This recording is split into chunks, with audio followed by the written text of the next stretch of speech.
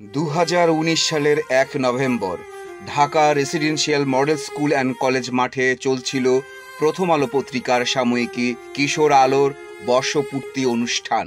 দিনব্যাপী এই আয়োজনের বৈদ্যুতিক ব্যবস্থাপনা সহ নিরাপত্তার ক্ষেত্রে আয়োজকদের ছিল চরম অবহেলা। এর মর্মান্তিক শিকার হন রেসিডেন্সিয়াল মডেল স্কুলের নবম শ্রেণীর শিক্ষার্থী নাইমুল আবরার রাহাত। অনুষ্ঠানে কনসার্ট চলাকালে বিদ্যুৎস্পৃষ্ট হয়ে করুণ মৃত্যু হয় তার। হৃদয় বিদারক এমন ঘটনার পরও সেদিন কনসার্ট বন্ধ করেনি প্রথম আলো কর্তৃপক্ষ। বলা চলে এক কিশোরের লাশের উপর দাঁড়িয়েই সম্পন্ন হয় কিশোর আলোর বর্ষপূর্তি আয়োজন। শুধু ব্যবস্থাপনায় অবহেলা নয়, আবরার বিদ্যুৎস্পৃষ্ট হওয়ার পর তাকে চিকিৎসকের কাছে নিয়ে যাওয়ার ক্ষেত্রেও দায়িত্বজ্ঞানহীন কাজ করে প্রথম আলো। কাছের সোহরা ওয়ার্দি হাসপাতালে না নিয়ে 4-5 কিলোমিটারের দূরে একটি হাসপাতালে নেওয়া হয়েছিল তাকে, কারণ ওই হাসপাতালটির সঙ্গে প্রথম আলো কর্তৃপক্ষ চুক্তিবদ্ধ ছিল। এটার সার্বিক দায়িত্ব নিরাপত্তা এবং আমাদের বাচ্চাদের হেফাজতের দায়িত্ব তাদের ছিল।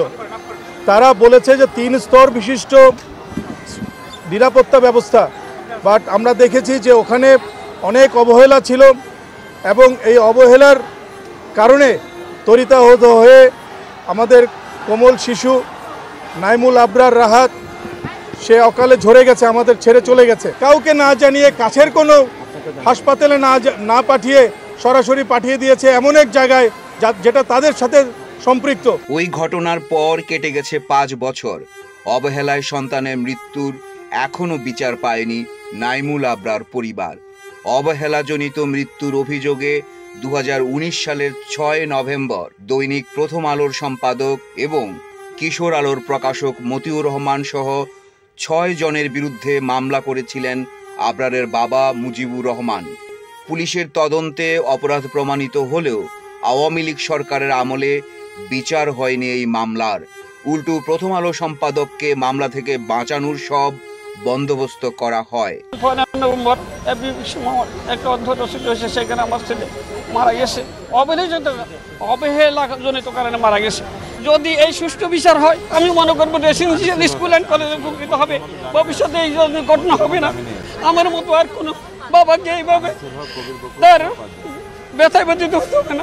মামলার তদন্তে নাইমুল আবরার নিহত হওয়ার ঘটনায় প্রথম আলো কর্তৃপক্ষের অবহেলার প্রমাণ পাওয়া গেছে বলে আদালতে প্রতিবেদন দাখিল করেন তৎকালীন তদন্ত কর্মকর্তা রাজধানীর মোহাম্মদপুর থানার উপপরিদর্শক এসআই মোহাম্মদ আব্দুল আলিম। পরে আদালত মতিউর রহমান সহ আসামিদের বিরুদ্ধে গ্রেপ্তারি পরোয়ানা জারি করেন। পরবর্তীতে হাইকোর্টে রিট করে এই মামলা থেকে পার পেয়ে যান প্রথম আলো সম্পাদক মতিউর রহমান। হোমিসাইড বা খুন বা এই ধরনের একটা মামলা আমরা করার জন্য মোহাম্মদপুর থানা পুলিশ এবং ঢাকা রেসিডেন্সিয়াল মডেল কলেজ কর্তৃপক্ষ আমরা করতে চেয়েছিলাম, বাট ওই সময়ে ওই মুহূর্তে আপনারা জানেন যে একটা মা বাবার কাছে তাদের শিশু কতটুকু মূল্যবান।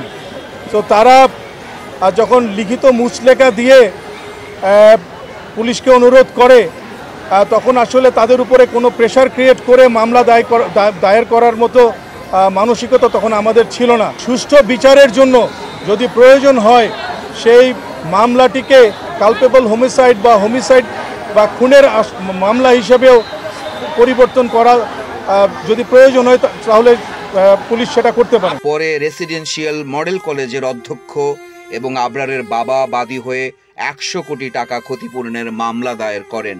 তবে তারও কোনো সুরাহা হয়নি আওয়ামী লীগ আমলে। এর সাথে যারা জড়িত থেকে এই অবহেলা করেছে এবং তাদেরকে শনাক্তকরণের পরে তাদেরকে বিচারের কাঠগড়ায় দাঁড় করিয়ে তাদের সুষ্ঠু বিচার করে সবাইকে দেখিয়ে দেওয়া যে অপরাধী যেই হোক তার বিচার এই বাংলার মাটিতে হবে ইনশাল্লাহ।